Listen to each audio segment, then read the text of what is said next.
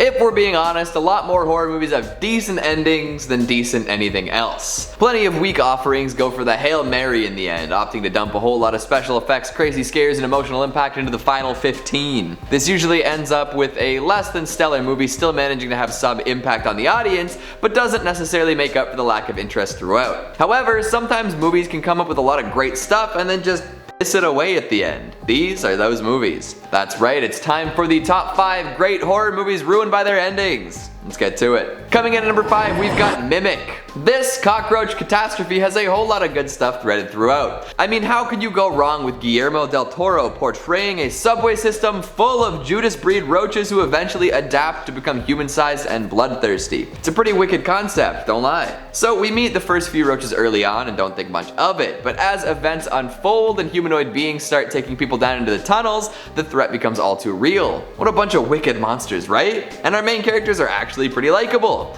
We've got the entomologist CDC love story, of course, but each character as their own bug-fighting individual is pretty decent too. Lots of moving parts here, from the sound effects and shoe-sized savant Chewie holding the secret of the bugs for most of the movie, to the assorted dead ends and red herrings thrown about to keep folks off the real track. There's the duo of bug-hunting kids who end up roach chow too. Once our main cast gets underground though, things get really interesting. It's revealed that the roaches have an enormous colony waiting down below and that they've evolved way faster than anyone could have predicted. Remember the title, Mimic? Well, these Judas roaches have learned to mimic their newest source of food, humans. We get some wicked underground bug action, from the enormous beasts attacking an abandoned subway car to a chase scene through some wild infrastructure. There's even a dumbwaiter bit, which is beyond classic. The final explosion meant to annihilate the roaches is a real blast, too.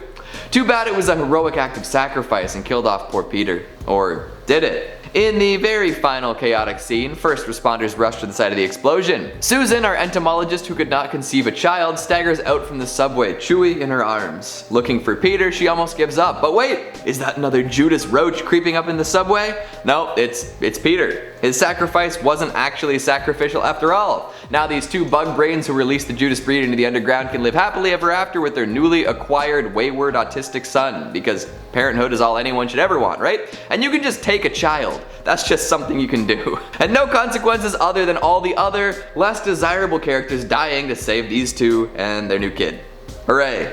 Coming in at number 4, we've got Stakeland. This is a really fun movie, up until the last little bit. And then it takes all the cool stuff it built up and kinda ditches it by the side of the road for the illusion of character development. Stakeland is a pretty by-the-books horror road movie. We find ourselves in an apocalyptic scenario. People are dying, societies are collapsing, and the world as we know it will never be the same. Also, there are vampires infesting the world like zombies. Fascinating.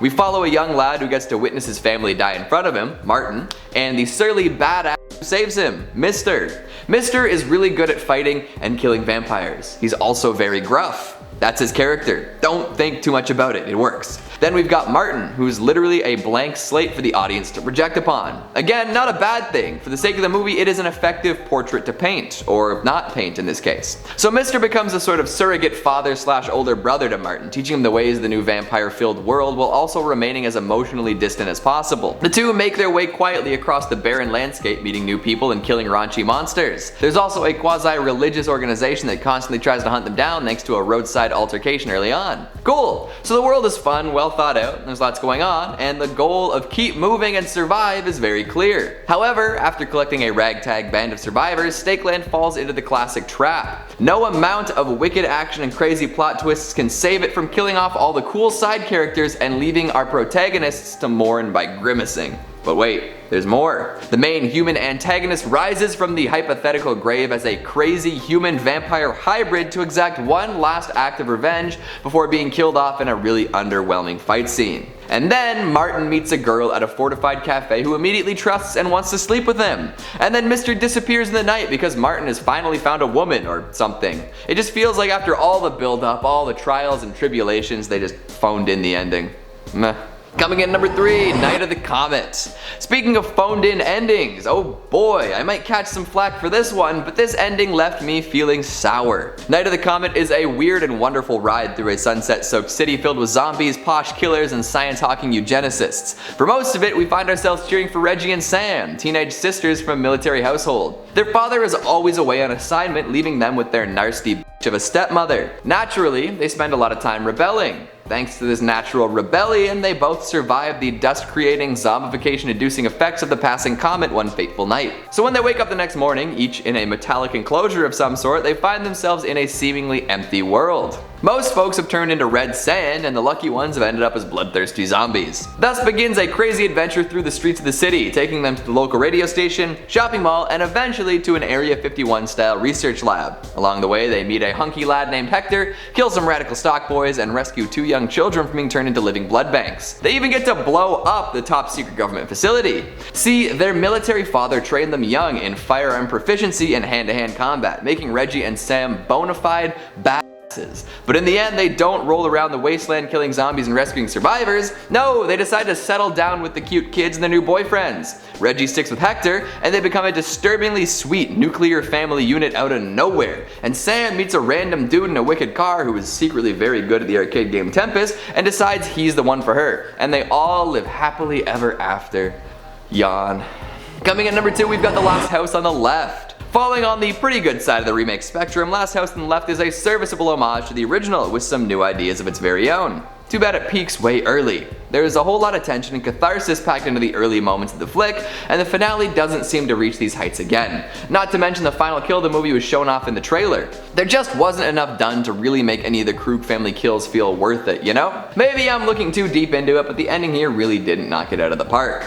And finally at number 1, we've got Hellfest. It would have been so easy just to stick to the book here, but they had to add that extra little bit at the end now, didn't they? Hellfest is such a fun movie. The premise is wicked and simple. What if a killer decided to start a murder spree at a haunted house theme park? Would anyone realize what was going on in time to stop them? Probably not. And that is the whole movie. We watch as this group of friends is methodically picked off in the biggest scare-based amusement park imaginable. It works on a whole bunch of levels. It is a haunted house showcase, with the set designers coming up with the freakiest attractions that would never fly in our world of lawsuits and waivers. It's a gruesome little slasher, with the killer taking out our cast of obnoxious teens in brutal and thematically interesting ways. It's a fun meta look at how we consume horror and the dangers that might be lurking within. Hell, it even turns its own concept on its head at the end when the 2 final girls start using the haunted house props and scares against the killer. Now Mr. Stabby is the guest in the haunted house and has to carefully make his way through without getting jumped. However, there's an epilogue of sorts that is eye-roll worthy. So after the 2 surviving girls make it out of the haunted house and to the police, they're shown sitting on the steps wrapped in blankets. A police officer tells them that they searched the whole park and couldn't find a trace of the killer. But we stabbed him, they insist. There's no way he made it out. Oh, but he did. The boogeyman, just like in Halloween. He could be anywhere, but he's not. He's at home, hugging his daughter like a normal dad dude. What's that all about? How is he gonna give his little girl a big hug while bleeding profusely from a stab wound? How is this beaten and bloodied man going to skirt the oppressive police presence, get in his car, and drive home unencumbered? Why did the killer have to be some dad from the suburbs? It just feels off after watching the rest of the movie. Well, hopefully I didn't ruin any of your favorites there. They're still good movies, just the endings are disappointing. So what'd you think of my list? Do you agree? Disagree? Want me drawn and quartered? What's the horror movie with the ending that disappointed you the most? Make sure you let me know down in the comments. Speaking of comments, let's take a look at some of your more wiggly ones from the top 5 best anime horror movies you need to watch. Pedro Stecasilo says, it's a series, not a movie, but Devilman Crybaby gets pretty horrific. Agreed! Plus, the Dockside rappers are incredible. Red Dragon 24 says this probably doesn't count, but The Promised Neverland is just as creepy in all the right places. But it's a short series, so it doesn't count as a movie, but give it a watch and you won't regret it. I love The Promised Neverland. What a twisty, turny time. Megan Kane says, okay, now I'm curious about some of these. As you should be. Go check them out. And that's all the time we have for today. I'm going to sit adjacent to a man with latent telepathic powers and hope I don't get exploded. Thanks for watching, and I'll see you next time. This cockroach catastrophe has a whole lot of good stuff threaded throughout. This cockroach catastrophe. I mean, how can you go wrong with Guillermo del Toro portraying a subway system full of Judas breed roaches who eventually adapt to become human? I mean, how can you go wrong with a Guillermo del Toro? Nope. Susan, our entomologist who could not conceive of a child. Nope. The two make their way quietly their father's always away on assignment, leaving them with their so when they wake up in the most folks have turned to go back up a little. There we go. In shopping mall and eventually an Area 50 style, an event with some new ideas of its very own. Too bad it peaks. No, I'm gonna try that one again. There wasn't enough done to make any of the Krug family What's that all about? How is he gonna give his little girl a big hug while breeding, skirt the oppressive police presence, get in his car, and drive home unencumbered? Let's try that one again. How is this beaten and bloodied man going to skirt the oppressive police presence? What's the horror movie with the end of